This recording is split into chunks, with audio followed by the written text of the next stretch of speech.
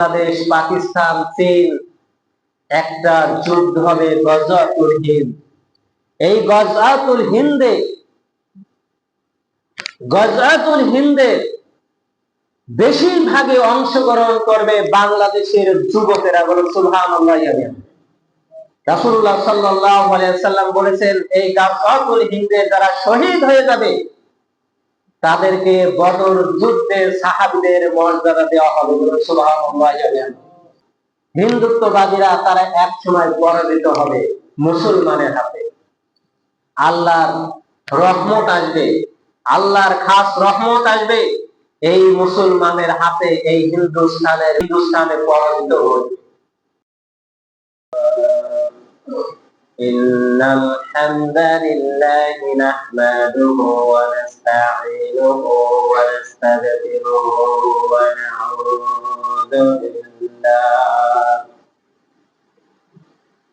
نعوذ بالله من شرور أنفسنا ومن سيئات أعمالنا. من يهده الله فلا مضل له ومن يضلله فلا هادي له. ونشهد أن لا إله إلا الله وحده لا شريك له. ونشهد أن سيدنا وسندنا وحبيبنا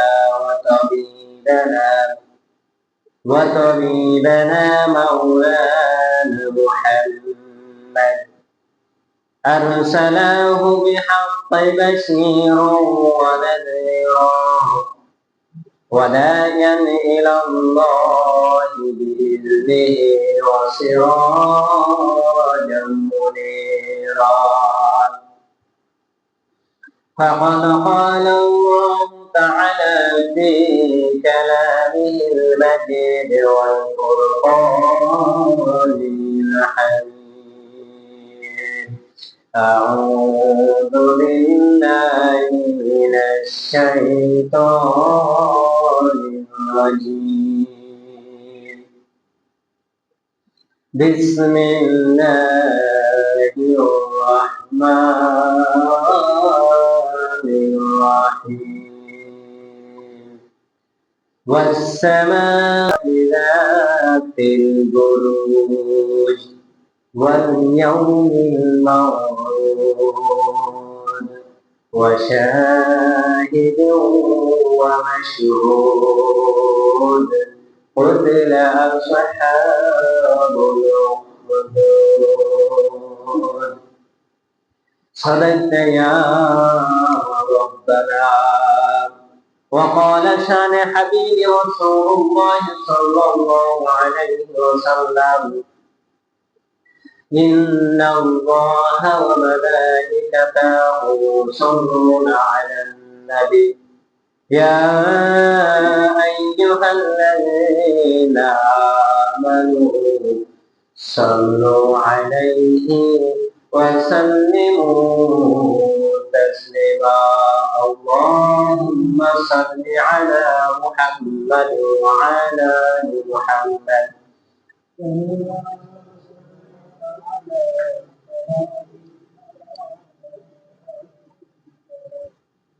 إنك حميد مجيد. اللهم بارك على محمد وعلى آل محمد كما باركت على إبراهيم وعلى آل إبراهيم إنك حميد مجيد. الحمد لله. শুকরিয়া জানাই সেই মহান আল্লাহ সুবহানাহু ওয়া তাআলার দরবারে যে আল্লাহ রাব্বুল আলামিন পবিত্র দিনে পবিত্র সময়ে আল্লাহ সুবহানাহু ওয়া তাআলার ঘর মসজিদে আসার বসার তৌফিক দান করেছেন। এই জন্য আমরা সকলেই শুকরিয়া আদায় করছি। সকলে বলছি আলহামদুলিল্লাহ। দরুদ পাঠ করছি তাজদারে মদিনা আহমদে মুস্তাফা খাতামুন নবীন সাইয়্যিদুল মুরসালিন রাহমাতাল লিল আলামিন রওজা মুবারাকে আমরা সকলে পড়ছি সাল্লাল্লাহু আলাইহি ওয়াসাল্লাম।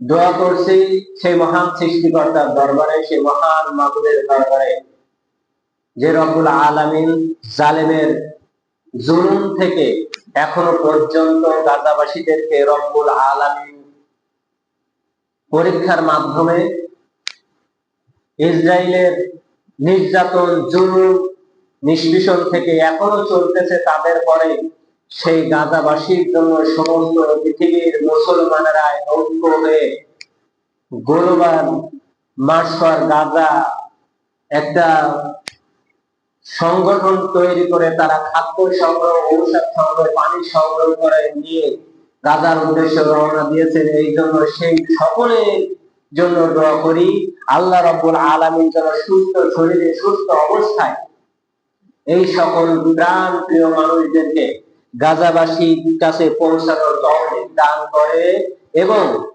জালেমের জুলুম থেকে এই সকল মানুষকে হেফাজত করে। আমরা সকলে বলছি আল্লাহুম্মা আমিন।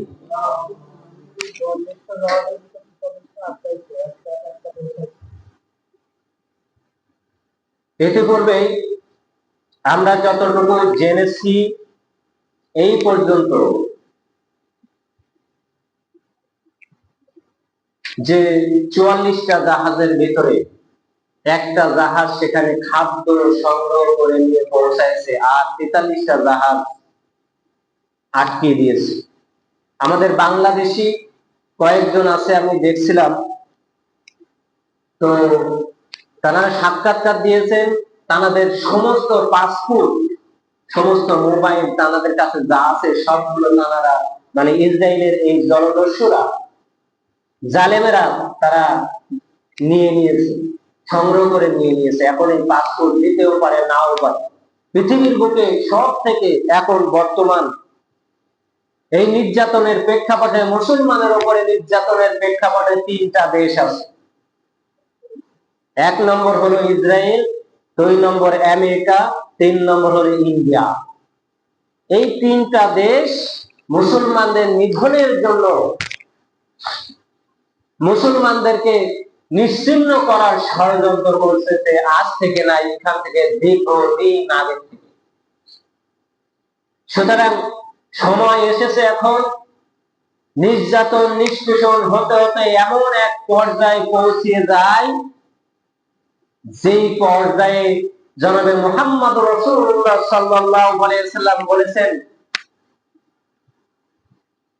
কিতাবুল ফিতানের ভিতরে, যে এমন একটা সময় আসবে, এমন একটা সময় আসবে, আমেরিকার শুধুমাত্র মানচিত্রে থাকবে, পৃথিবীতে থাকবে না। সুবহানাল্লাহ বলবেন। আমেরিকা মানচিত্রে থাকবে, পৃথিবীতে থাকবে না, ধ্বংস করে দিবে মানুষেরা। 2 নম্বর, যখন আপনার হযরত ঈসা আলাইহিস সালাম আসবেন, তখন মুসলমানরা এমন শক্তিশালী হবে, ইসরায়েলের কোন ব্যক্তি যদি গাছেরও আবডালে পালায়, ওই গাছ ডেকে বলবে আল্লাহ গাছের জবান তৈরি করে দিবে, এবং গাছ মুসলমানদেরকে ডেকে বলবে এই ইসরায়েলের বাচ্চা এখানে পড়িয়েছে। বলুন সুবহানাল্লাহ। 3 নম্বর, ভারতের মুসলমানদের সাথে বাংলাদেশ, পাকিস্তান, চীন একটা যুদ্ধ হবে, গজওয়াতুল হিন্দ। এই গজওয়াতুল হিন্দে বেশিরভাগই অংশগ্রহণ করবে বাংলাদেশের যুবকেরা। বলুন সুবহানাল্লাহ। রাসূলুল্লাহ সাল্লাল্লাহু আলাইহি ওয়াসাল্লাম বলেছেন, এই গজওয়াতুল হিন্দে যারা শহীদ হয়ে যাবে তাদেরকে বদর যুদ্ধে সাহাবীদের মর্যাদা দেওয়া হবে। বলুন সুবহানাল্লাহ। বাংলাদেশের সেই দ্বার প্রান্তের দিকে পৌঁছাচ্ছে, এবং সর্বপরিশেষ ভারত, হিন্দুস্তানের এই হিন্দুরা, হিন্দুত্ববাদীরা, তারা এক সময় পরাজিত হবে মুসলমানের হাতে। আল্লাহর রহমত আসবে, আল্লাহর খাস রহমত আসবে এই মুসলমানের হাতে। এই হিন্দুস্তানের বিজয় ঘটবে, হিন্দুস্তানে পরাজিত হবে। সুতরাং সেই দিন আর বেশি দিন নয়। এই জন্য হিন্দুস্থানে হিন্দুত্ববাদীদের সাথে কোনো সম্পর্ক বন্ধুত্ব রাখা যাবে, প্রতিবেশী হিসেবে যতটুকু সম্পর্ক রাখার দরকার এতটুকু রাখতে হবে, এর অতিরিক্ত বন্ধুত্ব রাখা যাবে না। আবার তাই বলে আমার দেশে হিন্দুদের উপরে নির্যাতন জুলুম করা যাবে নাকি? যাবে না। তাদের সাথে সহনশীল আচরণ করতে হবে। এই যে আমাদের এখন দুর্গাপূজার উৎসব চলতেছে হিন্দুদের জন্য, এখন আমরা কি মুসলমান? ইসলামের ভিত্তি হলো তারা তাদের ধর্ম পালন করবে, তুমি তোমার ধর্ম পালন করবা। তোমার ধর্মের সাথে তাদের ধর্মকে সংমিশ্রণ করা যাবে না। আবার তাদের ধর্মকে যখন তারা পালন করবে, তুমি তাদের ধর্মে আঘাত করতে পারবে না। জনাবে মুহাম্মদ রাসূলুল্লাহ সাল্লাল্লাহু আলাইহি সাল্লাম বলেছেন, তুমি কখনোই তাদের মূর্তিকে, তাদের দেবতাকে গালি দিবা না। এই জন্যই গালি দিবা না, তুমি যখন তাদের মূর্তিকে গালি দিবা তখন সেও তোমার আল্লাহকে, রাসূলকে গালি দিবে। কতটা ভদ্রতার সাথে কথা বলেছে। এই জন্য দোয়া করি আল্লাহ রাব্বুল আলামিন যেন আমাদের ভ্রাতৃত্বের বন্ধনে আবদ্ধ রেখে বাংলাদেশটাকে ইসলামের জন্য কবুল করে নেয়। সকলে বলছে আল্লাহুম্মা আমিন। আজকের আলোচনার বিষয় আনছিলাম সূরা বুরুজের 1 থেকে 4 নম্বর আয়াত। এখানে একটা বিষয় রব্বুল আলামিন বলছেন ওয়াস-সামাই যাতিল বুরুজ, সকল বুরুজে অর্থাৎ নক্ষত্রে, আকাশের যত গ্রহ পুঞ্জ আছে সকল গ্রহ। আমরা যখন শপথ করি তখন দেখেন, আমরা যখন শপথ করি তখন করি কার নামে? আল্লাহর নামে। কার নামে? আল্লাহ বাদে কারোর নামে যদি শপথ করি তাহলে কি হবে? কবিরা গুনাহ হবে। কি হবে? কবিরা গুনাহ। খেয়াল করে। তাহলে আমাদের উচিত হবে না কারোর নামে সন্তানের মাথায় হাত দিয়ে, স্ত্রীর মাথায় হাত দিয়ে, মায়ের মাথায় হাত দিয়ে, পায়ে হাত দিয়ে, মাটি ছুঁয়ে, কোরআন ছুঁয়ে, মসজিদ ছুঁয়ে কসম করা। কারণ কসমের সিস্টেমটা বলে দিয়েছিলাম না? আল্লাহর নামে, শুধুমাত্র একমাত্রই আল্লাহর নামে কসম করতে হবে। আর আল্লাহ রাব্বুল আলামিন মানুষকে শিক্ষা দেওয়ার জন্য, মানুষকে বোঝানোর জন্য ওয়াল আস, তিনি সময়ের কসম খেতেছেন। তিনি দিনের শপথ করেছেন, জাইতুনের শপথ করেছেন, পাহাড়ের শপথ করেছেন, গোড়ার শপথ করেছেন, নক্ষত্রের শপথ করেছেন। আমরা যার উপরে বেশি আস্থা ভাজন রব্বুল আলামিন সেইগুলোর উপরে শপথ করে বলতেছেন, কসম করে বলতেছেন। তবে আল্লাহর শপথ আর আমাদের শপথ এক।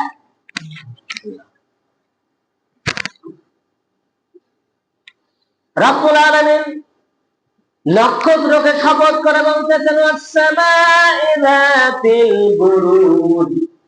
আমি রব্বুল আলামিন শপথ করে বলতেছি আকাশের যতগুলো নক্ষত্র আছে, নাহারিকা আছে, ধূমকেতু আছে, যত গ্রহ পুঞ্জ আছে, ব্ল্যাক হোল নামের একটা গ্রহ পুঞ্জ আছে, যেটাকে পৃথিবীর মতন হাজার হাজার কোটি কোটি পৃথিবী যদি এক হয়, ওই একটা গ্রহ ব্ল্যাক হোল গ্রাস করে নেবে। আমরা তো দেখি তারা, আমরা কি দেখি? তারা, কিন্তু আসলে সেগুলো তারা না, সেগুলো ছোট, ওই ছোট্ট সন্তানের কপালের টিপ না। রব্বুল আলামিন কসম করছেন এই জন্য, এবং ওয়াদা করছেন ওয়াল ইয়াউমিল মাউদ, এবং সেই দিবসের কসম করে বলছি, ওয়াদা করে বলতেছেন আল্লাহ রাব্বুল আলামিন। কেন ওয়াদা করে বলছেন? এর পরে একটা মর্মান্তিক বিষয় আছে, এই জন্য ওয়াদা করছেন। সেই দিনের কসম করে বলছেন রব্বুল আলামিন, সেই দিন হলো কিয়ামতের ময়দান, কিয়ামতের দিন। সেই দিনের ওয়াদা করছে, সেই দিনের কসম করে বলছে যে তোমরা একটু খেয়াল করো, আমি রব্বুল আলামিন যেটা বলছি, ওয়াশাহিদিন ওয়া মাশহুদ, সেই দিন সাক্ষ্য দেবে যারা দেখেছে, এবং যেই জিনিস যা দেখানো হবে, যেগুলা তোমরা দেখেছো এবং যেগুলো আমি দেখাবো, সেই জিনিসগুলাকে সাক্ষ্য দেওয়া হবে, বলতে হবে। ওয়াদা করেছেন এখানে কি দেখানো হয়েছে আর কি দেখানো হবে। কিয়ামতের ময়দানে রব্বুল আলামিন সবগুলোকে দেখানো হবে। আমাদের আমলনামাগুলোকে রব্বুল আলামিন দেখাবেন। ডান পাশ আর বাম পাশে দুইজন ফেরেশতা রেখে দিয়েছেন, সর্ব অবস্থায় লেখালেখির কাজে ব্যস্ত রয়েছেন। এই ফেরেশতা মণ্ডলী যখন আমাদের ইকরা কিতাবাকা কাফা বিনাফসিকা, পড়ো বান্দা তোমার সেই আমল যেটা তুমি সারা জীবনে অর্জন করেছো, যারা তুমি সারা জীবনে অর্জন করেছো, যে আমল, এই আমল করতে থাকো। বান্দা বান্দা রব্বুল আলামিন এই যে আমল, আজকে আমি যে আমলটা করেছি, তোমার ফেরেশতারা এই জায়গাটায় ভুল লিখেছে, লিখতে লিখতে ভুল লিখেছে, একটু আমার নামে একটু বেশি বদনাম করেছে। রব্বুল আলামিন বলবেন, বান্দা তাই নাকি? বলবে, রব্বুল আলামিন তোমার এই বান্দা, তোমার ফেরেশতা ভুল করেছে, আমি আবারও বলতেছি ভুল করেছে। রব্বুল আলামিন এবার ডাক দিয়ে বলবেন, জবান দে। এই জবান তোমার বন্ধ হয়ে যাক। তখন নিজের এই চোখ সাক্ষী দিয়া বলবে, রব্বুল আলামিন আমার এই চোখ দিয়ে আমার এই গুনাহটা করাইছে তোমার এই বান্দা। পা সাক্ষী দিয়া বলবে, রব্বুল আলামিন পা দিয়ে হাঁটিয়ে হাঁটিয়ে সেই জায়গায় নিয়ে গেছে। হাত সাক্ষী দিয়ে বলবে, রব্বুল আলামিন আমার এই হাত দিয়ে এইভাবে ধরে এইভাবে এই অন্যায়টা করেছে, হাতের সাহায্যে ওই অন্যায় করেছে। কলমের খোসা দিয়ে কত মানুষের জীবন ধ্বংস করে দিয়েছে, কলমের খোসা দিয়ে কত মানুষের নির্যাতন, জুলুম, অন্যায়, অত্যাচার তৈরি করে দিয়েছে।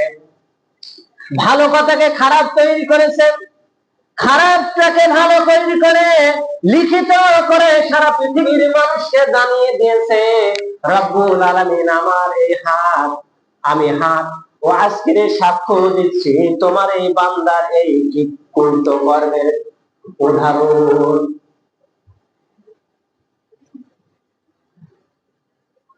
وشاهد ومشهود قتل أصحاب الأخدود। ধ্বংস হয়েছে তারাই, ধ্বংস হবে তারাই, ওই গর্তওয়ালারা। এবার আসেন, মর্মান্তিক একটা বিষয় আল্লাহ বলবেন, কিন্তু বলার আগে রব্বুল আলামিন কসম করে বলছেন, ওয়াদা করে বলছেন, মানুষকে সাক্ষ্য দিয়ে বলছেন, এই জন্য বলছেন যে আমি যে ঘটনাটা, আমি যে তোমাদের এখন এই বিষয়টা বলবো, ইতিপূর্বে ঘটে গেছে, এই ঘটনাটা সত্য হয়, এই জন্য রব্বুল আলামিন ওয়াদা করে বলেছেন, সাক্ষ্য দিয়ে বলেছেন, কসম কেটে বলেছেন। আসহাবুল উখদুদ গর্তওয়ালারা ধ্বংস হয়েছে। ইতিপূর্বে বনী ইসরাঈলের ভিতরে হযরত ঈসা আলাইহিস সালামের জামানার কথা বলছি। ঈসা আলাইহিস সালামের উপর ঈমান এনেছিল অনেক আল্লাহর নেক বান্দারা। ঈমান আনার পরে ঈসা আলাইহিস সালামের মওতের পরে, ওফাতের পরে, ঈসা আলাইহিস সালাম যখন আল্লাহ রাব্বুল আলামিন আসমানে তুলে নেন ঈসা আলাইহিস সালামকে, ইনজিলের এই বিধানটাকে, ইনজিল তো তোলে নাই, ইনজিলের এই বিধানটাকে মানার জন্য রব্বুল আলামিন ইনজিলটাকে দুনিয়ার ভিতরে রেখে দিয়েছিলেন। ঈসা আলাইহিস সালামের একজন উম্মত তৎকালীন সমাজের ভিতরে যখন চারিদিকে জালেম বাদশারাই ভরপুর হয়ে যায়, এই জালেম বাদশারা বলেন তো দেখি, তাদের সুবিধার্থে আল্লাহর আইন মানে না ছাড়ে? কথা বলেন। নিজের সুবিধার জন্য জালেম বাদশা যারাই হবে, আল্লাহর আইন তারাই ছাড়বে। এমন কলা কৌশলে, এমন প্যাসে প্যাসে বুঝাইয়া দিবে, সাধারণ মানুষ মনে করবে এইটাই সত্য। কিয়ামতের আগে রব্বুল আলামিন পৃথিবীর বুকে দাজ্জালকে পাঠাবেন, কিন্তু দাজ্জালের বিষয়ে আমরা কিন্তু একেবারে অজ্ঞ। কি জন্য অজ্ঞ? খেয়াল করেন বিষয়। দাজ্জালকে পাঠাবেন দাজ্জাল যদি বলে এই সমাজে আজ থেকে কোনো ফসল হবে না, এই মাঠে সেই মাঠে আর ফসল হবে না, ওই মাঠে এই জন্য ফসল হবে না, তারপর থেকে ওই এলাকায় তাপ এত বৃদ্ধি পাবে যার কারণে ফসল ফলানো আর সম্ভব হবে না। ও যদি বলে আমার হাতের ভিতরে, দাজ্জাল ডাক দিয়ে বলবে দুনিয়ার মানুষেরা, আমি হলাম আল্লাহ, আমি তোমাদের আল্লাহ, আমার ডান হাতে দেখো জান্নাত আর বাম হাতে দেখো জাহান্নাম আছে। যখন হাতটা এইভাবে উঁচু করবে, এই হাতের ভিতরে দেখা যাবে অনেক ফুল সজ্জা, অনেক ফুল বাগান, অনেক শান্তিময় জায়গা। আর বাম হাত যখন দেখাবে, এই বাম হাতের ভিতরে দেখা যাবে দোজখের আগুনের মতন দাউ দাউ করতেছে। জনাবে মুহাম্মদ রাসূলুল্লাহ সাল্লাল্লাহু আলাইহি সাল্লাম বলেছেন, যদি দাজ্জালের এই ফিতনার সময় তুমি পড়ে যাও, আর যদি দাজ্জালকে তুমি সামনে পেয়ে যাও, তবে শুনে রাখো দাজ্জালের অনেক কারামতি আছে, দাজ্জালের অনেক জাদু আছে। এই জাদুর সামনে মানুষ ঈমান টিকিয়ে রাখা দায় হয়ে যাবে। দাজ্জাল যদি এই রাস্তা দিয়ে যদি যায় গান গাইতে গাইতে, তাহলে বলা হয়েছে যেই নারী জীবনে কোনো পুরুষের ছোঁয়া পায় নাই, যেই নারী কোনো পর পুরুষকে দেখে নাই, এই নারী কেউ পায়ে শেকল বেঁধে খাটের সাথে বেঁধে রাখো না, ছুটে দৌড়াবে। এত কণ্ঠ, এত সুর, যে নারী কোনদিন কোন পর পুরুষের সামনে যায় নাই, কোন মানুষের সামনে দেখে নাই, দেখা হয় নাই, এমনকি যে নারী এখনো কোন পুরুষের সংস্পর্শে যায় নাই, এই নারী যদি ওই কণ্ঠ একবার শুনতে পায়, তাহলে ওই নারীকে বেঁধে রাখা ছাড়া আর কোনো উপায় নাই ধরে রাখা।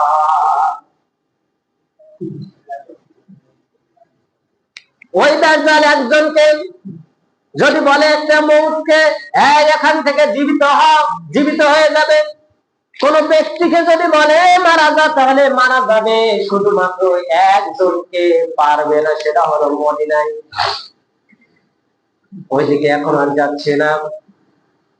এখানে বলা হয়েছে এই জন্য যে ওই দাজ্জালের ওই বাম হাতের ভিতরে দোজখের আগুনের ভিতরে তোমাকে যদি দেয়, তুমি যদি আল্লাহকে স্বীকার করো আর ওই দাজ্জালকে আল্লাহ বলে স্বীকার না করো, তাহলে অবশ্যই আল্লাহকে যারা আল্লাহ বলে বিশ্বাস করবে, মুমিন যারা হবে, তাদেরকে দাজ্জাল তার বাম হাতের ওই আগুনের ভিতরে পুড়িয়ে দেবে, ঢুকিয়ে দেবে। কিন্তু খেয়াল করে রাখো আল্লাহর বান্দারা, যদি তোমাকে যদি ওরা জাহান্নামে দিয়ে দেয়, তাহলে তুমি মনে করবা অবশ্যই তোমাকে রব্বুল আলামিন জান্নাতের জন্য কবুল করে নিয়েছে। আসহাবুল উখদুদের বিষয় এমন একটা বিষয়, সেই সময় যখন জালিম বাদশারা নির্যাতন জুলুম করতে করতে মানুষদেরকে একেবারে কাফেরের পর্যায়ে, কুফরির ভিতরে, মুশরিকের ভিতরে পৌঁছায় দিয়েছে, সেই সময় বাদশা জিজ্ঞাসা করলো, এই সমাজে সবচেয়ে একজন জাদুকর আছে, এই জাদুকর বাদশার ডান হাত বাম হাত, বাদশার যদি ওই জাদুকর না থাকে বাদশার মর্যাদা থাকবে না, এরকম একটা বিষয়।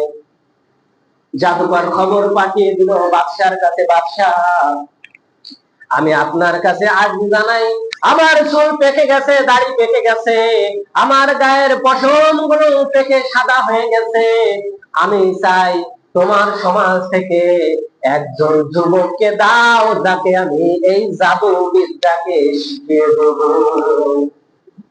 জাদুবিদ্যা শেখানোর জন্য একজন পুরুষকে, একজন যুবককে, টকবকে যুবক 21 থেকে 22-23 বছর বয়স, যুবককে যখন নির্দিষ্ট করা হলো, যুবক যায় জাদুবিদ্যা শিখতে, বাড়ি থেকে যাওয়া আসা করে, যাতে আসতে যাইতে আসতে, হঠাৎ করে যাইতে যাইতে গুহার ভিতর থেকে একটা কি যেন মধুর একটা কণ্ঠ সুর ভেসে আসে। জাদুবিদ্যা শেখার সময় যখন যাওয়া আসা করে, হঠাৎ করে ওইটা মধুর কণ্ঠ যখন পাই, মধুর কণ্ঠ শোনার সাথে সাথে তিনি একটু আগিয়ে গিয়ে দেখেন আল্লাহর একজন পাদ্রী বান্দা হযরত ঈসা আলাইহিস সালামের উপরে যে ইনজিল দেয়া হয়েছিল, এই ইনজিল মধুর সুরে তেলাওয়াত করতেছে। ওই মধুর কণ্ঠটা মাথায় একবার ঢুকে গেছে, মনের ভিতরে আকুতি মিনতি করতেছে।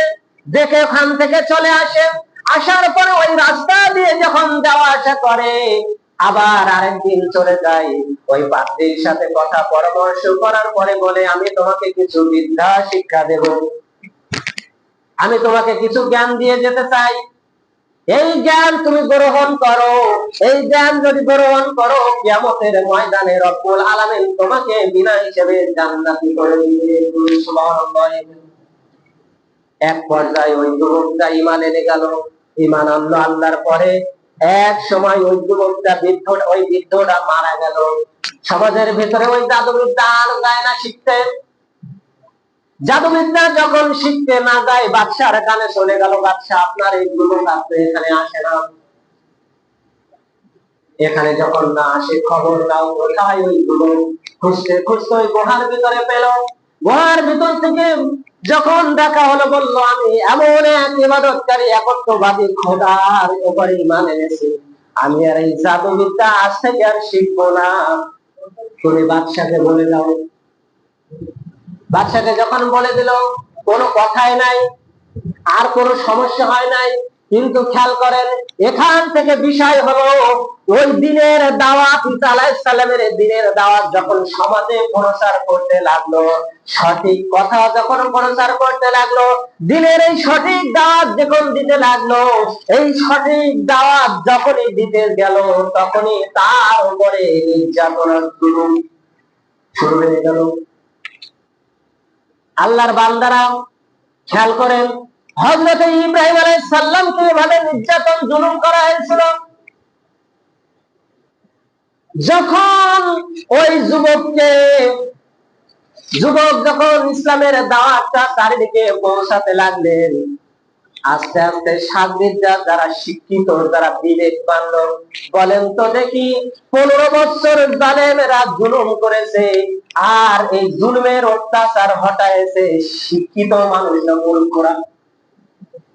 কারা?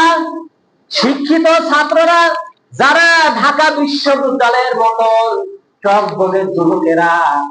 এরা জানতো, এরা বুঝতে পেরেছে, এইভাবে যদি আরো কিছু বছর যায়, বাংলাদেশটাকে এমন পর্যায়ে চলে যাবে, আমাদের মতন শিক্ষিত যারা অধ্যাপক থাকবে, আমাদের মতন শিক্ষিত যারা ছাত্র থাকবে, শিক্ষার মান দেবে না। শিক্ষিত যারা থাকবে, এদেরকে ধ্বংস করে দিয়ে দেশটাও ধ্বংস করে দিবে।